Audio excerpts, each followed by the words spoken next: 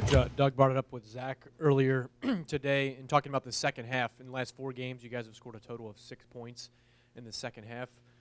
Can you put your finger onto why you guys have been unable to be productive with offense in the second halves? Well, obviously that is a big concern. You have to be able to score points and particularly finish games. So that's something we have to do a better job at. We have to make sure that we give ourselves opportunity to win games and to finish games, and we will spend the appropriate amount of time to make sure that that type of production will allow us to be competitive, particularly at the end of the second, third, fourth quarters. Mike, you faced a few Florida State teams, formerly as an assistant and now as head coach. How does this Florida State team rank with what you've seen in the past? The Florida State teams, as we know, in the last few years ago, have always been really good, fast, athletic teams. I mean, they have players that have phenomenal speed. They have athletes at a lot of places. Their recruiting classes, year in, year out, have always been, at the top levels. And so, we're talking about the national champions. We're talking about the Heisman Trophy winner. So we're talking about a very good football team that has found ways to win games even in the end of fourth quarters. And so they're good, and everybody knows when you go down there in that venue that you have to be able and ready to play. Talk about that venue. What do you remember most about 2011 down there, and does that still rank as one of your favorite games you've ever been a part of? Well, the venue again is it's an electric venue there.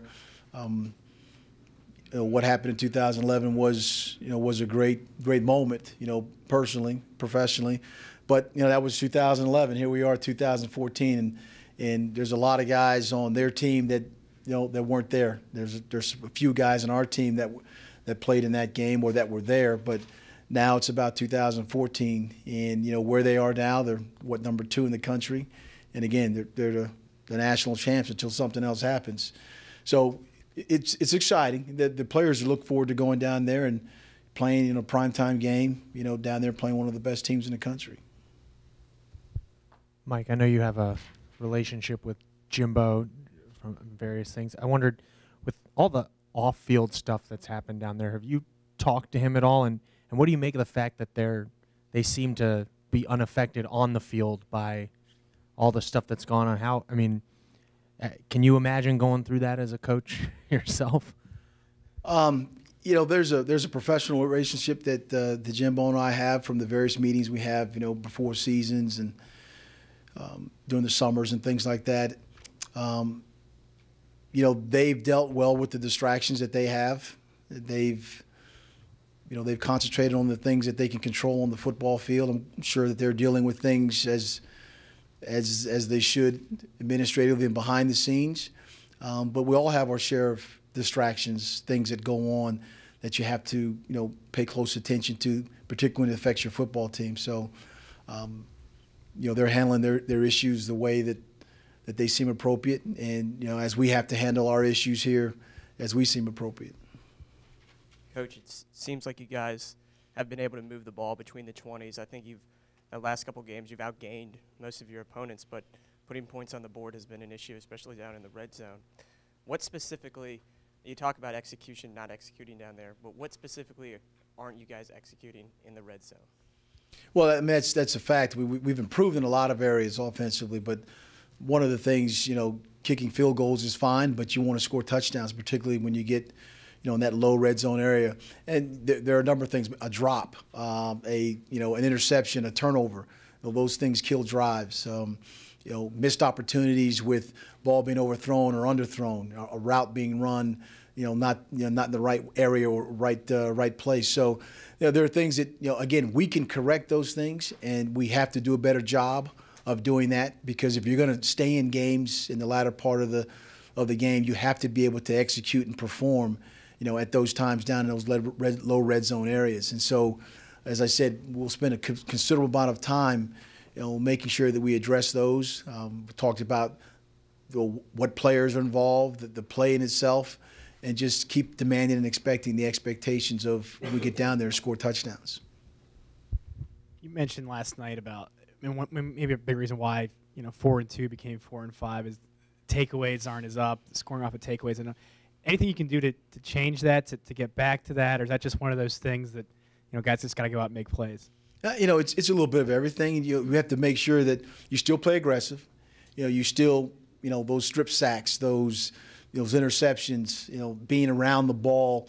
When the ball does come out, that's a lot of that's a lot of pursuit. You start talking about those things. We got to continue to do those, and then you got to take care of the football. You got to make smart decisions when you're carrying the ball or you're throwing the ball, and we haven't been smart in that regards in terms of giving the ball up. We've given the ball up more now, the last few games than we had the takeaways at the beginning. So we need to get back to being cognizant of who's carrying the ball. Those things that can cause you, issues, being lax about carrying it. When you're a quarterback, know where the rush is coming from, know when to throw the ball away or whatever it is. We got to do a better job of doing that. And those things will continue to be coached and taught and expected, and we have to do a better job of that. Obviously, you were familiar with the halftime stat anyway, the second half stats. You think about, is there anything in your routine that you think about reviewing, whether you're too loud, too soft, too tough, too easy, that kind of thing at halftime, or the order in which you talk to them, that kind of stuff? Is there anything that you examine there? Well, other than the fact that this is a football game and it's competitive, and the other side is their job is to try to beat you, and there's no magic formula. There's always the fact that the second half of games you have to give the same type of energy and have the same type of focus that you have that you've had the first two quarters, and again, we'll continue to keep making that an issue for us, and that's something we always talk about and rely on the players themselves to get themselves in the frame of mind that's going to allow them to go out on the field and execute. Any issues with focus?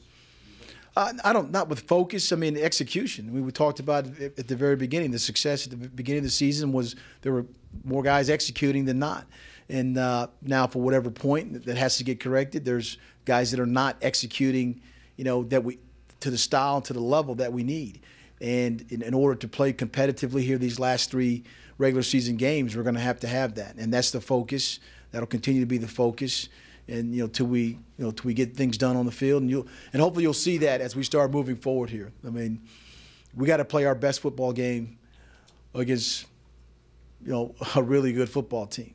But we got to play our best football game because we need to, and we've shown that we can, and that's the expectation, to be able to finish up here these next three regular season games. For the sake of understanding, you might want to explain a little bit what happens at halftime, because you're not the only person that talks. It's broken down. There's video. There's stuff on whiteboards. There's stuff on video screens. It's just not you. No. I mean, there's a lot of things that go on. Coaches get together to talk about what was going on, what just happened. They get together, talk about what things can be done moving forward. They get together with the players and, specifically with the coordinators, talking to both sides. The special teams coach then, gets together with guys involved in special teams. The players or captains have a moment to speak to the players. I speak to them. So there's a lot of things that go on. It's not just go in there and sit on your hat and just wait for for a few minutes to pass and run back out on the field. You've seen a lot of dynamic players. Is Winston the greatest playmaker you've seen in college during your coaching career, and what do you respect about his game? I mean, you're right, Jerry. I've had a chance to see a lot of really good college football players. I mean, I'm not going to say he's the greatest player, but I tell you what, he has the poise of – I mean, he's a Heisman Trophy winner from last year. And you've seen in a few games that he's played that he's brought his team back, from deficits. He's amazingly accurate. I mean, I know there was a tough game he had against Louisville, but you look at his career and you look at his percentages, completion percentage, I believe it's up in the 70s, which is third or second best in college football to date. So he's an accurate quarterback. He is an emotional guy that lifts his team up. He's a very good player, as we all know, because of the national award and recognition. And he's playing with a good football team that surrounded him with a lot of good talent. Kind of along those lines, your safeties at this point have been pretty much as advertised, Anthony and Quinn. How do you think? What's your evaluation of the importance of your corners to this point, and how big of it is this? Obviously their biggest challenge all year. Kind of, how do they think? How do they go about doing that? Well, I mean, no doubt when you're in the secondary, one thing that Florida State does do well is they throw the ball to various receivers and backs. Their tight end is a guy that's very much involved. So when you're a defensive back, the ball's going to get thrown. And they have tape and projectors, as we all do, and you're expected to perform as a cover guy or playing zone or playing man. But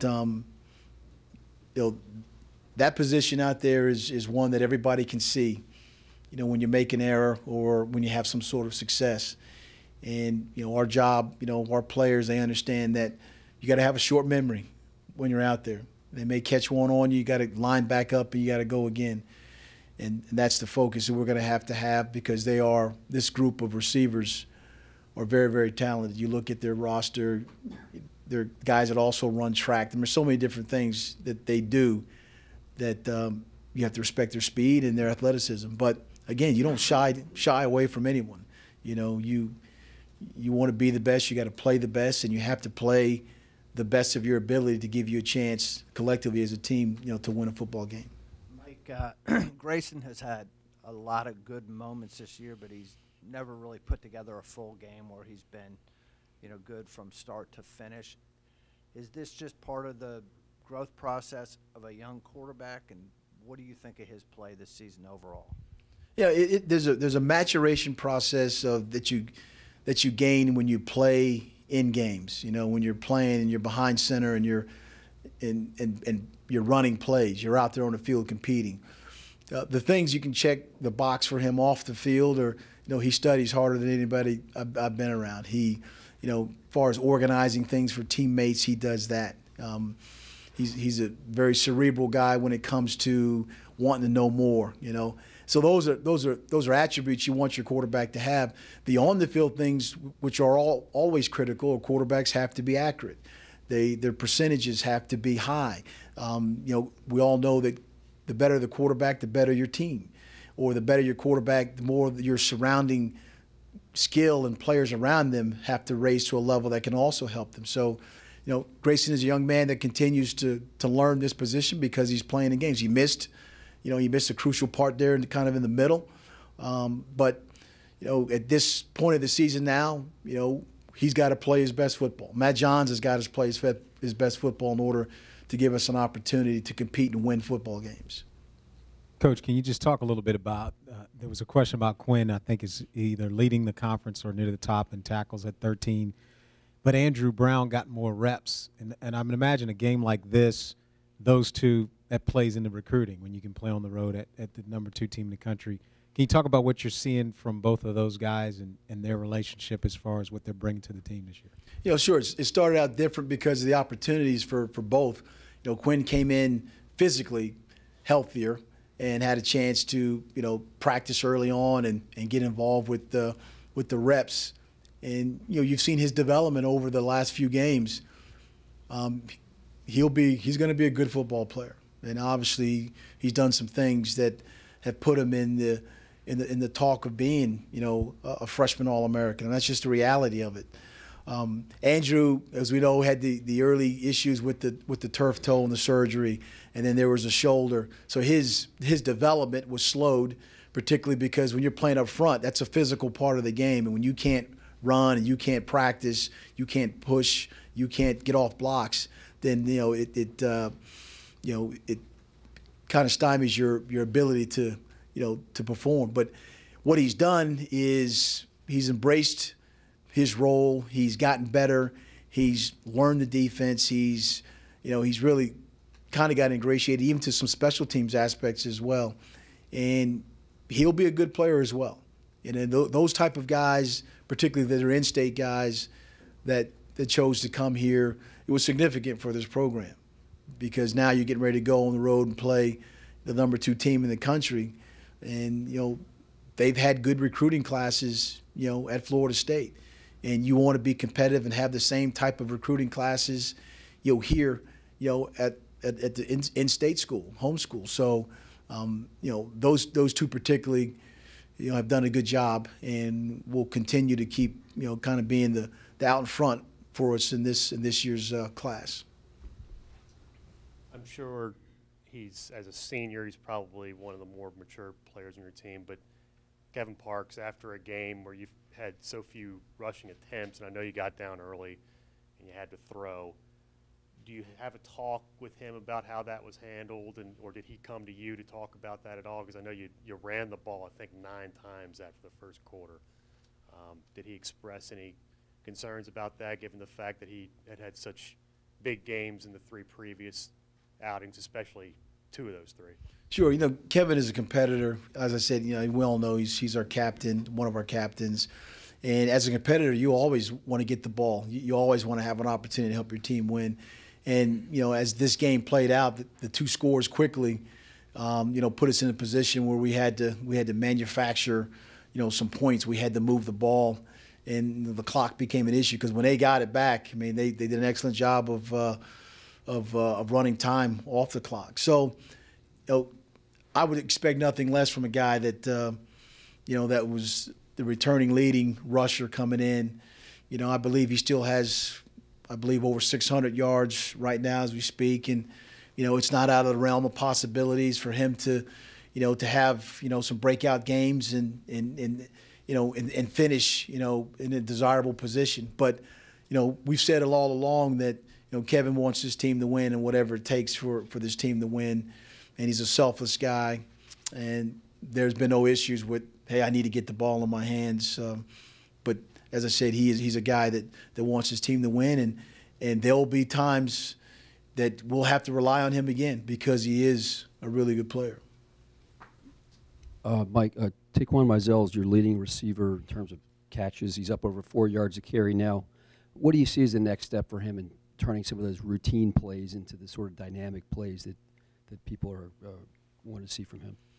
Well, he's been productive. He's, again, 5-star that came in with all the accolades and things. But, again, sometimes it's handling the expectations when you come in with these and you're highly recruited that, there are other issues that you have to learn how to deal with. You have to manage the expectations outside of your group, of your peer group, of your family, of your community. And, Taquan has done a really good job of learning the position of being a running back, not just the holes that you have to see, the vision, when to cut, but also the protections. I mean, there's so many different things to being a running back that you have to have. He's got the hands, he's got the ability, to take it, make a 9-yard play to go 99 yards. And I believe he's anxious for an opportunity. He had a couple long plays. He's had a long return in the kicking game. And I believe he's still waiting for that opportunity to break out into the open and just run by people and run away from people. He has that type of speed. And now, the opportunity for him to have some success doing that, we wish we wanted to come sooner than later.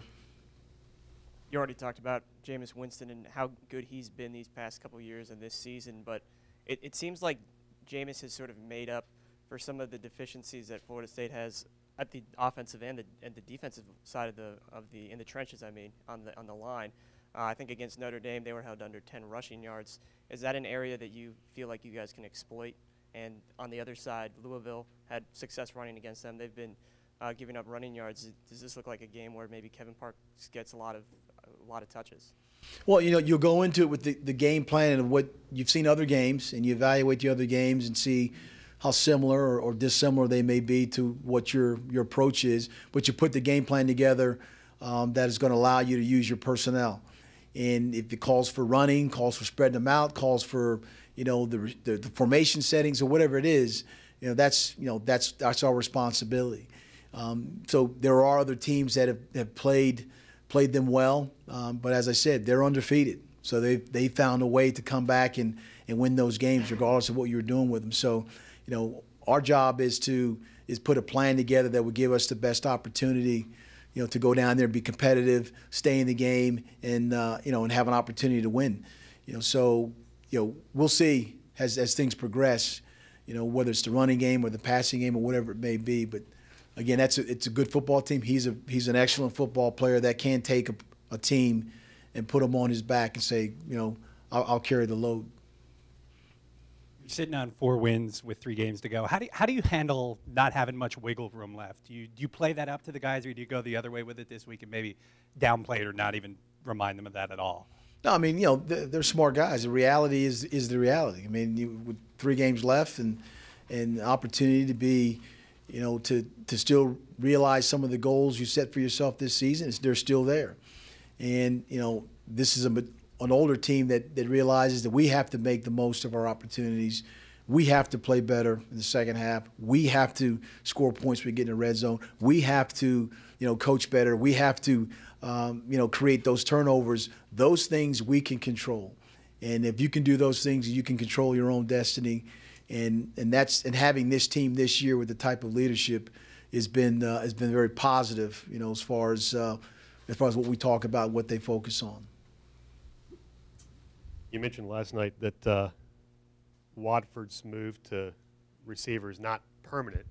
So does he go back to quarterback this week, or does he work at both spots, or what's the deal there? Without giving scouting reports away or anything like that, he's listed as a 3rd-string quarterback right now.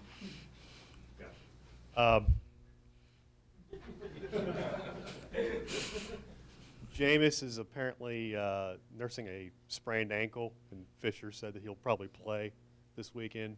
Do you go full speed ahead, just anticipating he's going to be the quarterback, or do you prepare to offer those backups? Well, you look at the team and you look at what they do. Again, he's a great player in his own right, but there are plenty of other players that you have to be concerned with, running backs, wide receivers. I mentioned their tight end. So we'll prepare for Florida State and what they do.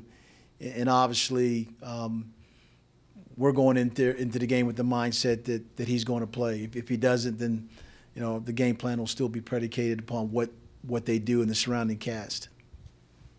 Last year's team had a season-ending losing streak, and I'm not sure whether the year before. I can't remember exactly. But is there anything you've learned from the past in terms of avoiding a "oh no, not again" mentality among some of your players? I believe that every season is a new season. Every individual, collectively as a team, or the team in general, have new attitudes about who they are, what they are. And one thing I've said over and over about this team, being an older team, is not only taking ownership into what we've had success doing, also taking ownership in the fact that what we have to get corrected and get done.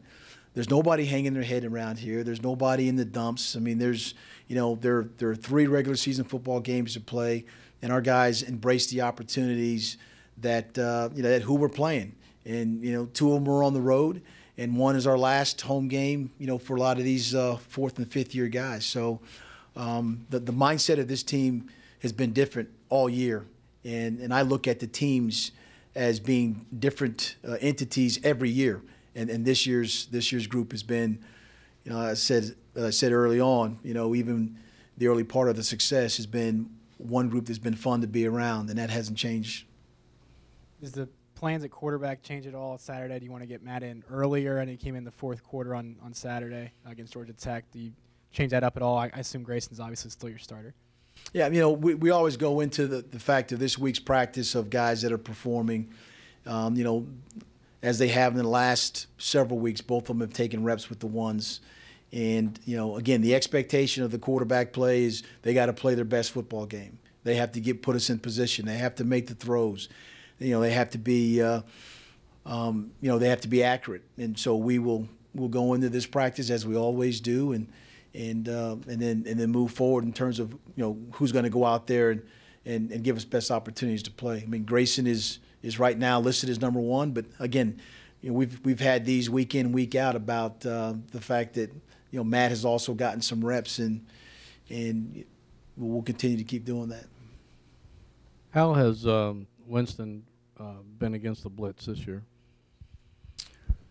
You know, the only thing, you know, you look at tape, Jerry, or you look at, again, I know there's statistics about, you know, when he's pressured, you know, the percentage and all those things. But I've seen when he's been pressured and he's been on his back heel or almost fallen down and has made throws that are unbelievable throws. And not only that, that the guys going to get the ball in the air have made unbelievable catches. You know, if you saw the Louisville game where two defenders collided and, you know, guy caught the ball and then went to score. I mean, you know, he'll put it out there because he believes in his receivers being in the spot where they're supposed to be. So he's, again, and you look at his percentage completion rate, it's up there, and it's as good as any college quarterback right now. So there's some things about him that makes him special, makes him elite on the football field. And, you know, we definitely have our work cut out for us. I know there's a lot that goes into that phase of the game, and it's not on any one player, but are you disappointed you haven't gotten more production on punt returns? You know, 4.2 average. It just doesn't seem like much happens on punt returns. For whatever reason. You know, yeah, there's a, you know, you look at the different or the various style of punt teams and the coverage teams that they have and the personnel and all that. You have one big punt return, then your averages go up significantly. And the punt game now is, you know, it would allow a guy to go get the ball. And if you don't allow him to catch the ball, there's issues with impeding his opportunity to catch the ball. But we want our guy to be aggressive, to go get it. And that's something that's an area that, again, it's a field position area that can definitely change, you know, the course of a game because of where you start your drive. And that's an area we'll continue to keep, you know, keep enforcing or keep talking about. This has got to help us. You know, whatever it is, it's got to help us, particularly in these games going down the stretch. Zach Swanson, when he was in here earlier, expressed some frustration with not having caught all the balls that he could have caught. Has that been limiting at all this year when you look at some of the success other teams in the ACC have had with their tight ends, is Florida State among them, and also the success that Virginia's had with tight ends in the past? Well, it's you know, you're ruled by the psychology of results, and you know, if balls are thrown to you and you drop the ball, or you can't catch the ball, or whatever it may be, underthrown, overthrown, then obviously, you know, Jack's a guy just like any other player. Running back wants the ball more. Tight ends want to catch the ball. Receivers want to catch the ball. You know, you caught a touchdown pass, and I know that's one of the things that as a tight end you want to do. You want to be able to block as well. So, you know, Zach has been, you know, he's been improving. There's the fact that he hadn't gotten a lot of footballs thrown his way. You know, also lends credit to the fact that, you know, you got to catch them that are thrown to you. That's any receiver. That's any back. But, you know, again, with 3 regular season games left, you know, Zach will have opportunities, you know, to catch the ball. This is a place that has had tight ends in the past, has been successful. And, you know, we will continue to keep recruiting those type and, you know, looking at guys that can play that type of position and not only block but also catch.